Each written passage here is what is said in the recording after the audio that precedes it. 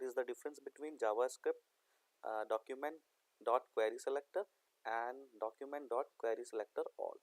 तो उसके लिए मुझे एक HTML टैग ओपन करना है एंड देन बॉडी ओपन करना है एंड क्लोज करना है। ओके, एंड मैं यहाँ पर ले लेता हूँ head open and head tag close. Then मैं यहाँ पर नीचे एक स्क्रिप्ट ले लेता हूँ, script open and script close. So basically क्या है इसका मतलब, आपने देखिए आपने कुछ चीज़ें पढ़ी हैं डॉक्यूमेंट में, डॉम में, डॉक्यूमेंट ऑब्जेक्ट मॉडल में। अगर आपका बॉडी में कोई भी टैग है और उस टैग को आपको एक्सेस करना है, ठीक है, और एक्सेस करने के बाद उसके साथ आपको कोई भी ऑपरेशन परफॉर्म करना है, तो उस ऑपरेशन परफॉर्म करने से पहले आपको उसको एक्सेस करना पड़ेगा। फॉर एग्जांपल मेरे पास यहाँ पर एक इनपुट टाइप टेक्स्ट करके एक ये है, और मैं चाहता हूँ कि इस इनपुट की मुझे वैल्यू फैच करनी है। तो वैल्यू फैच करने से पहले मुझे इसको, इस एलिमेंट को एक्सेस करना पड़ेगा, देन मैं इसकी वैल्यू को फैच कर सकता हूँ। तो क्या हो सकता है, मैं चाहता हूँ कि एक बटन लगाऊँ, मैं ये काम एक बटन के क्लिक पर करना चाहता हूँ। तो मैं यहाँ पर आ जाता हूँ एंड इनपुट टाइप बटन, और उसको वैल्यू दे देते हैं, वैल्यू इज सबमिट, और एक ऑन क्लिक लगाते हैं यहाँ पर, ऑन क्लिक, और उसकी वैल्यू रखते हैं button click opening and closing. ठीक है ना, इसको सेव करते हैं।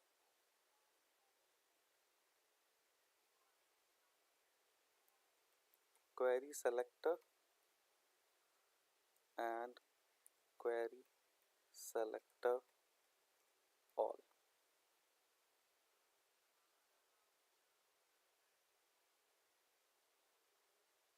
.html।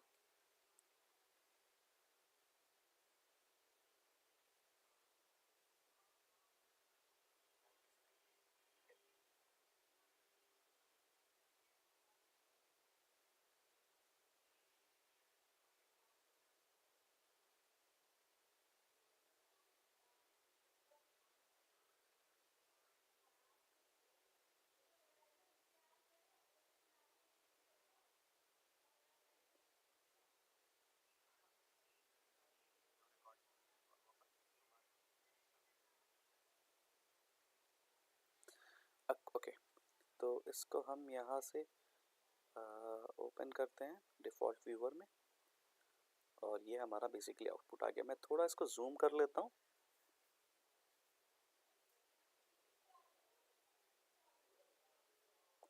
एंड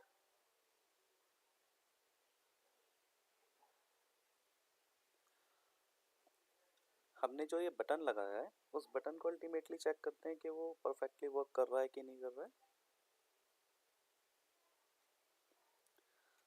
तो यहाँ पर हम लिखते हैं फंक्शन, और उस फंक्शन का नाम हमें रखना है btn बटन क्लिक। ठीक है ना, और मैं एक अलर्ट फायर कर लेता हूँ and just checking, that's it. Save करते हैं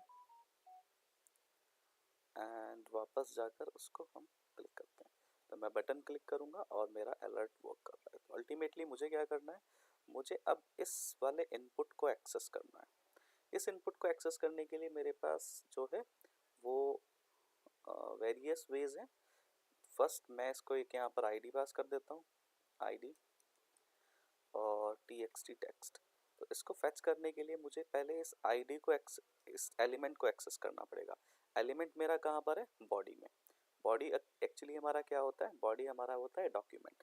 तो सबसे पहले मैं डॉक्यूमेंट को एक्सेस करता हूँ, डॉक्यूमेंट डॉट, और क्योंकि मुझे इसको आईडी के थ्रू एक्सेस करना है, तो हमारे पास एक होता है गेट एलिमेंट बाय आईडी, और यहाँ पर मैं सिर्फ आईडी का नेम रखूँगा, दैट इज़ txt, और ये एक्सेस मेरे पास हो जाएगा।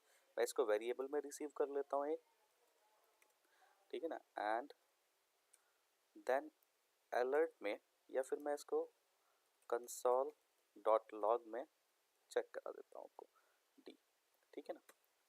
एंड सेव करते हैं और वापस से मैं इसको यहाँ पर एक्सेस करूँगा। F12 करता हूँ इंस्पेक्ट एलिमेंट और कंसोल में मैं यहाँ पर कुछ वैल्यू लिखता हूँ, हेलो क्रेडिबल एकेडमी, और सबमिट के ऊपर क्लिक करता हूँ।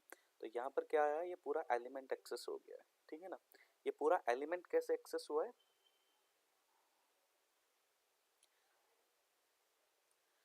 क्योंकि हमने यहाँ पर document dot gate element by ID यहाँ पर रखा हुआ है। ओके, सेकंड, मेरे पास और दूसरा कौन सा ऑप्शन हो सकता है, मेरे पास दूसरा ऑप्शन हो सकता है क्वेरी सेलेक्टर, ठीक है ना।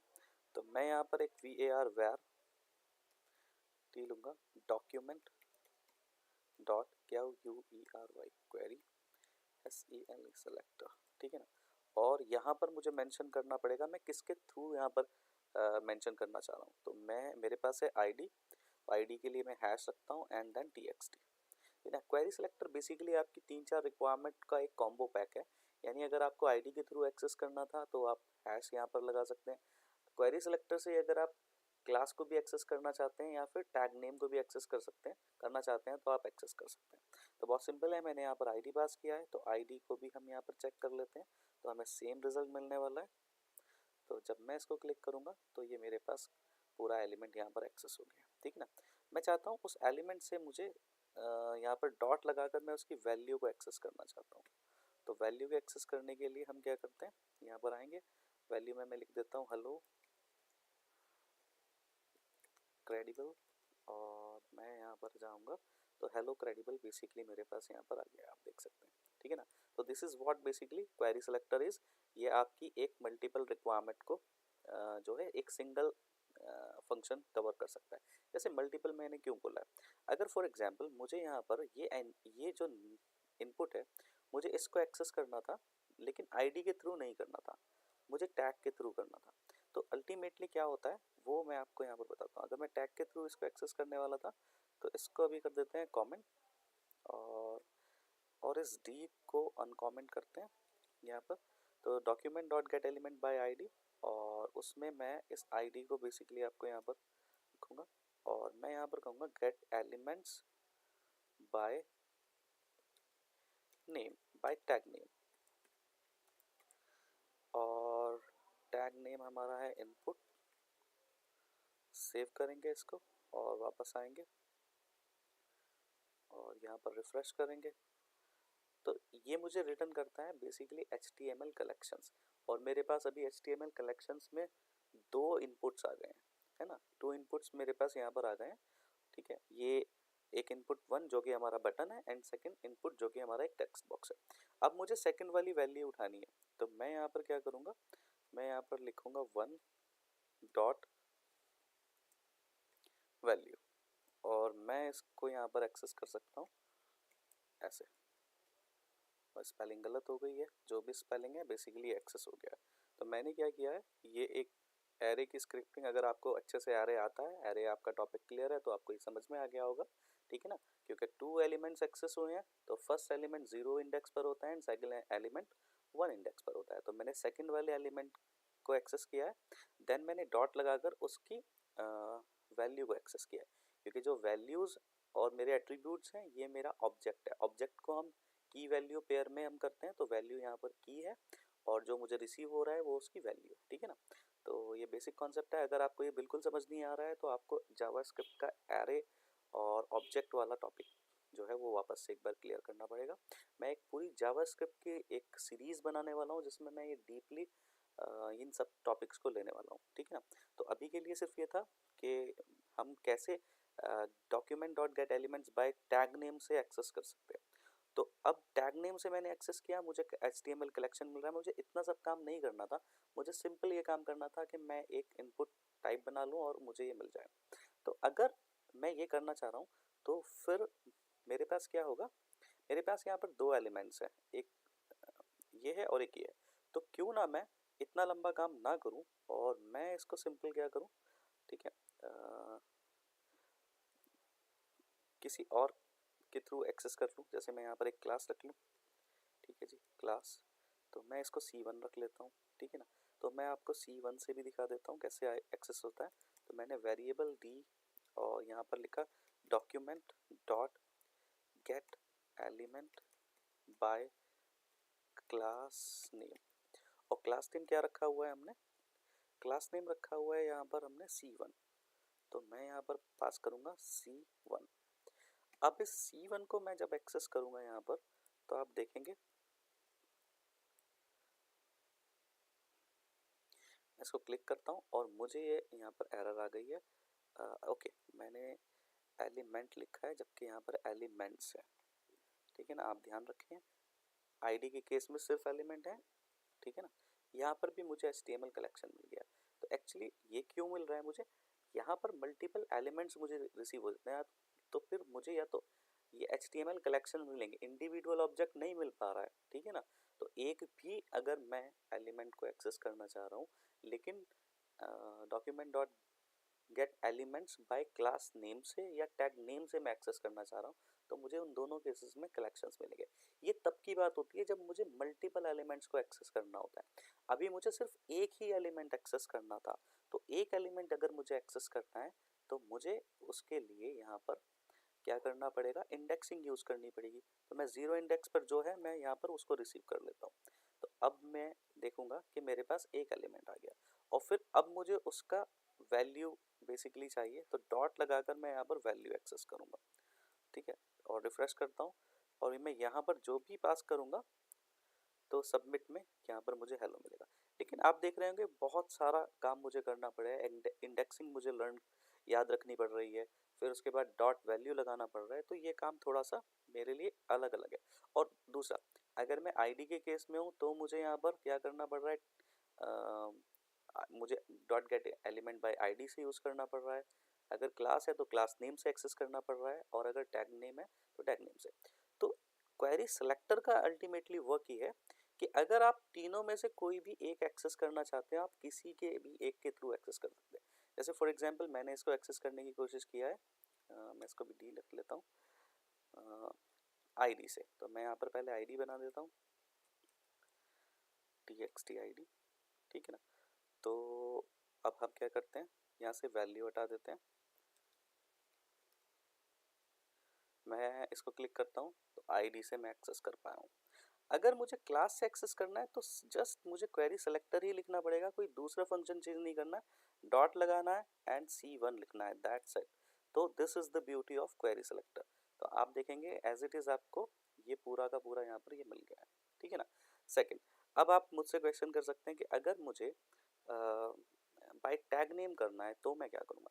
देखिए, अगर आपने यहाँ पर बाय टैग नेम किया तो यहाँ पर अभी प्रॉब्लम क्या होने वाला है, आपको टैग नेम में मिल तो जाएगा बट अल्टीमेटली आपको पहले वाला मिलेगा जो भी सबसे पहले लिखा रहता है, क्योंकि हमने बॉडी में पहले बटन लगाया है देन टेक्स्ट बॉक्स लगाया, तो मुझे पहले वाला यहाँ पर मिल जाएगा। तो मैं क्लिक करूँगा और मुझे बटन वाला मिल जाएगा। तो अगर मेरे पास ये फर्स्ट में होता यहाँ पर, तो क्या होगा, तो मुझे ये सेम मिल जाएगा। तो by ID, by class, by by tag name, आप तीनों से भी एक्सेस कर सकते हैं। अब बात आती है क्वेरी सिलेक्टर ऑल क्या होता है। क्वेरी सिलेक्टर ऑल बेसिकली आपको HTML कलेक्शन या फिर नोड लिस्ट रिटर्न करेगा according to the requirement.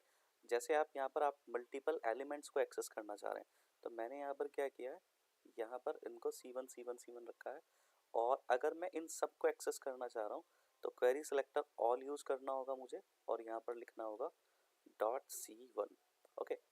And then जब मैं इसको यहाँ पर क्लिक करूँगा और सेव करूँगा, रिफ्रेश करता हूँ, तो मुझे ये नोड लिस्ट मिलकर आ गई है, ठीक है ना, क्योंकि ये इनपुट टैग्स हैं तो मुझे इनकी नोड लिस्ट मिलकर आ गई है, ठीक है ना। इन केस अगर मैं